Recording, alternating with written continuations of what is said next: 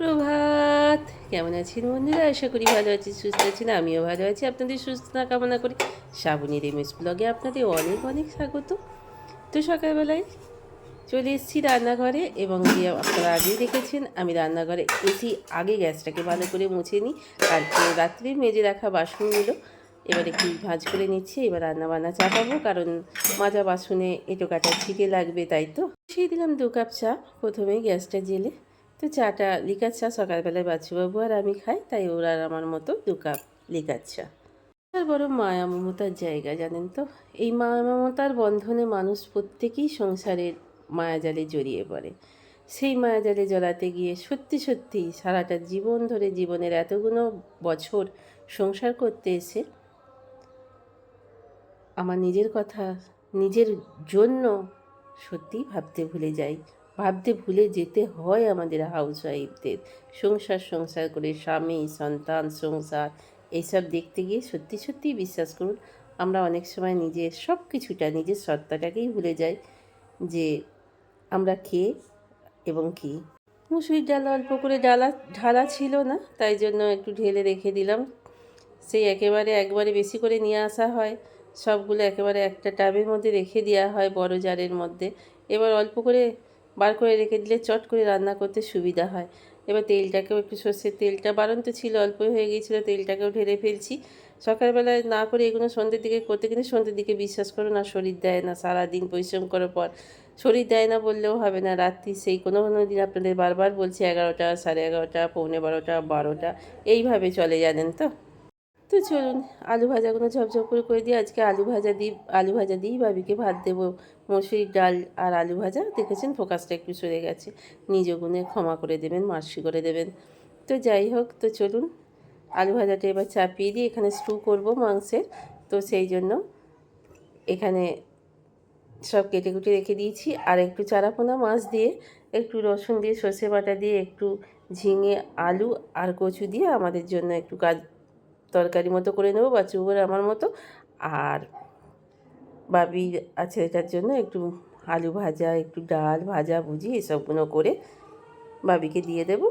থেকেই জন্মাষ্টমীর বাবার নামগান শুরু হয়ে গেছে চারিদিকে।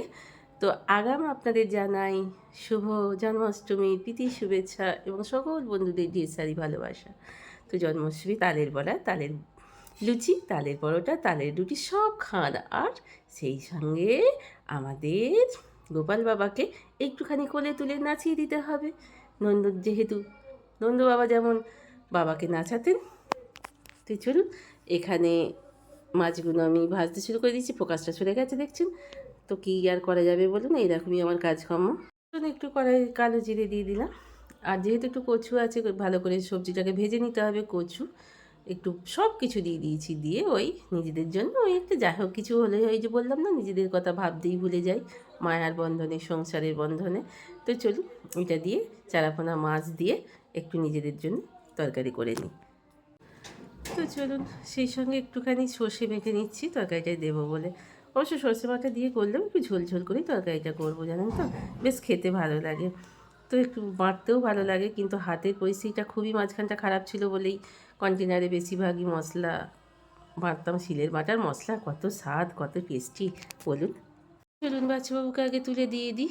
ওকে একটুখানি আগে খাবার দাবার খাইয়ে ওকে আগে মানে অফিসের পথে রওনা করিয়ে দিই। তারপরে এবার বাবির দেখি বাবিদের কী হয় রান্না বান্না। আর এদিকে আলু ভাজাটা চাপিয়ে দিয়েছি বাবিকে লাঞ্চে দিয়ে দেবো বলে। বাচ্চাবাবু খেয়ে বেরিয়ে যাওয়ার পর বাবিকে লাঞ্চ প্যাক করে দেওয়ার পর এবার মাছগুলোকে চলুন কাটাপোনা মাছ, বেশ কিছু ছেলেটার আর মেয়েটার জন্য কাটাপোনা মাছ, আর আমাদের 3টে এরকম রুই মাছ নিয়ে চলে এসছে। এগুলোকে আমরা পিস করে নেব, আমার নিজের মতো করে আমি পিস করে নেব, কারণ খুব বেশি মাছ তো আমাদের খাওয়া উচিতও নয়, আর খাইও না। বাঙালোর থেকে মাছ খেতেই বারণ করে দিয়েছিল, আমি কথা শুনি না। মাছ ছাড়া ভাত যেহেতু আমি খেতে পারি না, ভীষণই কষ্ট লাগে, জানেন তো। যা এক টুকরো যদি আঙুল কাটার মতনও যদি মাছের গন্ধ হয়, আমার খেতে খুব ভালো লাগে। তো চলুন মাছগুলো বাইরে গিয়ে বেছে নিয়ে আসি, স্নানের আগে বেছে নিই, জানেন তো। তাহলে কী হবে বলুন তো, তাহলে গায়ে ফায়ে ছিটকাবে না স্নানের আগে করে নিলে। কারণ স্নানের পর করলে না গায়ে হাত পায়ে ঠিক কোথাও না কোথাও ছিটকে লাগে, আর কিরম গাটা যেন কিরম বিশ্রী বিশ্রী লাগে। ঝাল ফাল সব রান্নাবান্না করে নিয়ে হঠাৎ করে মনে হলো দুটো হিংচের শাক তুলে নিয়ে আসি, একটুখানি সিদ্ধ করে নেব আলু দিয়ে। আর খাওয়া ভীষণই ভালো শরীরের পক্ষে, জানেন তো, রক্ত অনেকটা পরিষ্কার হয় যাদের রক্তের দোষ থাকে। এবার কি করলাম বলুন তো, এবার চলে এলাম একটু মোছামুছি করার জন্য। ঘরের আলোটা আমি জ্বালতে ভুলে গেছি, তাই জন্য একটু অন্ধকার অন্ধকার লাগছে। গ্রিলগুলো বড্ড ধুলো জমে গিয়েছিল, তো গ্রিলগুলো জানলাটাকে ভালো করে পরিষ্কার পরিচ্ছন্ন করে আলমারিগুলো একেবারে মুছে টুছে নিয়ে তারপরে বিছানা টিছানা আজকে পরিষ্কার করবোই ভাবলাম। যেহেতু রান্না হয়ে গেছে, স্নান টান হয়ে গেছে, পুজো হয়ে গেছে, তাহলে এই কাজগুলো অনেকটা পাওয়া যায়, জানেন তো। রান্নাটা হয়ে গেলে, স্নানটা হয়ে গেলে, পুজোটা হয়ে গেলে আপনি ঘরের নিত্য কাজ দেখবেন ঠিক সময় বার করে এটা না ওটা, ওটা না ওটা ঠিক করতেই থাকবেন।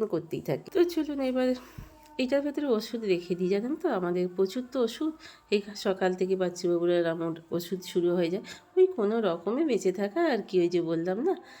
তো যাই হোক, এটাকে ওষুধগুলোকে এইখানে রাখতে হবে। যেমন শাকগুলো খুঁজে পাচ্ছিলাম না, শাকগুলো এটার ভেতরে ছিল। ভীষণ সুন্দর লাগে শাকগুলো, জানেন তো, সাজিয়ে রাখতে। তো চলুন আলমারিটাকে এবার মুছিয়ে টুছিয়ে একটুখানি ঠিক করে নিই। কলিংসটা আনতে বারবারই বলতে ভুলে যাচ্ছি। বাচ্চাও বেরোনোর সময় বলে কী কী আনতে হবে, বলবে কী কী আনতে, সে আর আমার মনে থাকে না, জানেন। কিন্তু ওই যে বললাম, হিংচে শাকটা একটু আলু দিয়ে সিদ্ধ করে নেবো। মাছের একটু তেল পাটকা বেরিয়েছিল, ভেজে নিয়েছি।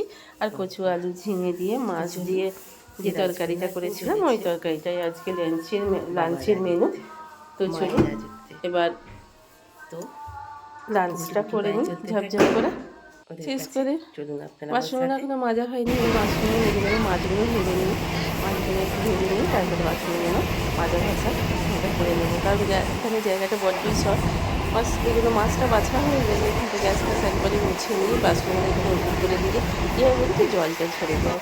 জল শুদ্ধ মিশিয়ে যদি রাখি না, সেদিন আপনাদের দেখালাম জল থই করে ভেতরে। আমি যেই বলেছি যে করবো, আসবো না, তখন বলছে যে ও যাবে না কেন, টোটো ফোটো দেখো না, 10 টাকাও কোথাও নেই, 10 টাকা নিয়ে চলে যাও না, এরকম এই কথা বলছে।